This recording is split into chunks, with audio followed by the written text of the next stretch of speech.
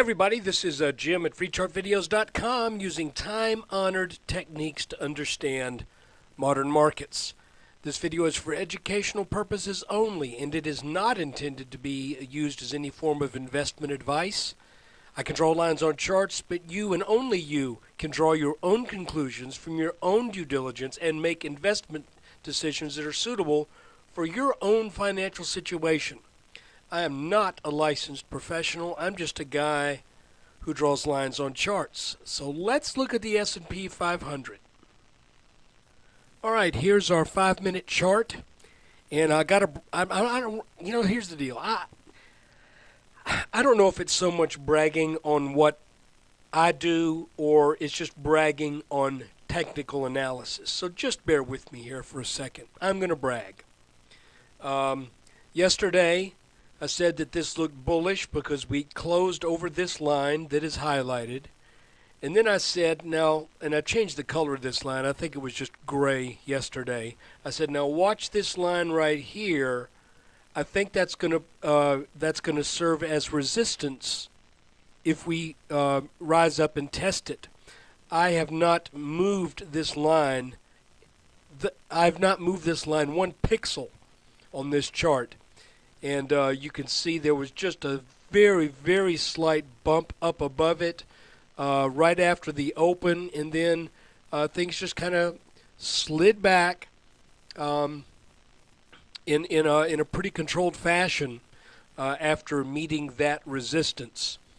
And yesterday in the video, I mentioned that it looks like it's possible that we may be setting up an inverse head and shoulders down here that, if it is the case, will take prices, will take the S&P up to at least retest this line right here. Well, I actually think it should do more than that. I think this line will give it a fight, but let's measure this just in case that's what this pattern is. It's still not confirmed because things, you got to understand, a head and shoulders is not when you have a move, a larger move, and then a smaller move. Here's like this. This is not a head and shoulders until it breaks out by definition. But if it's out to the measuring principle, we should be making a run at 1330, which interestingly enough would put us back over the top of the descending resistance that we met in this consolidation pattern. Well, not consolidation, it ended up being a reversal pattern. So let's look at this pattern, see what it does. If it sets up for a move to 1330 roughly, that would be pretty sweet for the bulls. And the bears need to watch it. If the markets get back over this line, and this line is currently at, call it 1288 and change, then you may think about closing out those short positions. So that's kind of the gist of it. Again, to remind you, if we look at a 10-minute chart, well, tell you what, let's go to a 30-minute. I think we see more. You can see here is the reversal pattern. It was a triangle, broke down, pulled back, and this was the minimum expected distance for the S&P to trade down according to the height of this pattern. We measure the height at the first reactive move, and there we go. And it actually exceeded that just a bit, bounced there, and then came up over this channel. Now, what else could happen here? Well, I don't want to be too incredibly bullish because, the markets were significantly weakened by the onset of this downtrend. It's possible that we come back for a solid back test of this line, which means there could be, a pretty nasty sell-off maybe early on Monday. So, and you know, if it did that, that would be a very symmetrical pattern, because if we measure this, where's my horizontal line tool?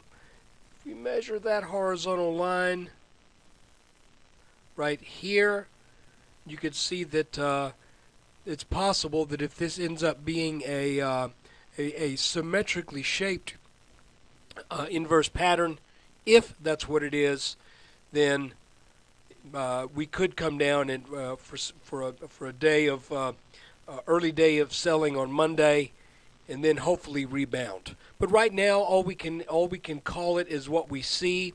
There was a nice up move, and then all day long it looked to be something of a pullback, which would be kind of typical of an inverse head and shoulders at this point. Let's do one more thing with this chart.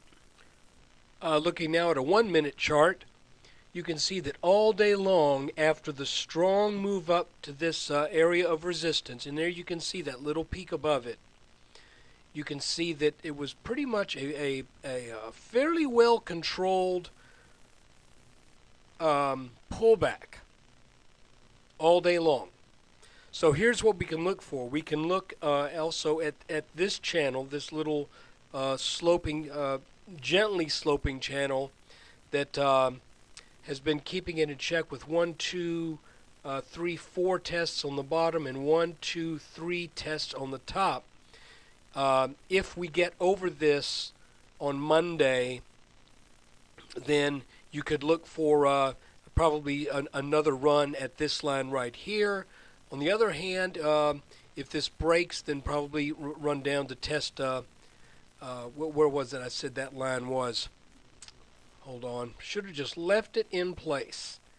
You big dummy.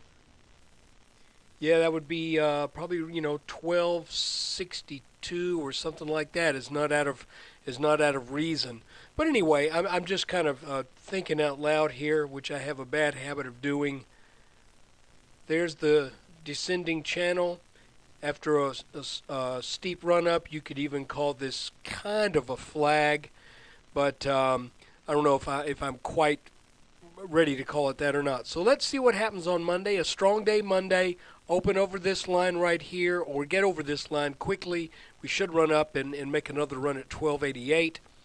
And again, as we look at this chart, it looks like this pattern has fulfilled, and we may be setting up a reversal now to head back up. That's my story, and I'm sticking to it. Of course, keep in mind, all technical analysis of charts, all it really is good for is giving you a hunch. It's not a for sure thing. It's a little bit easier when you're dealing with the indexes than when you're dealing with charts of individual stocks. So anyway, that's this chart. And by the way, I'm going to have another video offer for those who want to support the site with a small donation. Go to the website, which is at freechartvideos.com. I've got some interesting stocks that I want to show. I'm going to have 5 or 6 charts to show you of some stocks that I think you might want to keep on a watch list. I'm not going to be doing things where I'm what's a good way to put this? I would rather show you interesting charts and things that you can have a little time to look at yourself and prepare for. I think that's better than saying, look, you got to buy this right now because it broke out and it just pulled back and you got to get it today, because that's too much pressure for you to have the time you need excuse me, to look into things. So come by freechartvideos.com. Well, sorry about that. The phone just rang. But anyway, come by the website and consider looking at the forum and signing up for that. And remember, freechartvideos.com, I'm trying to keep it free. So if you can make a small donation, you'll get a video this weekend that has 5 or 6 charts. I haven't done it yet. I think I know which ones I'm going to put on it. But 5 or 6 charts that you can put on your watch list. So take care. Thanks for looking at the video. I hope this stuff is helping you out.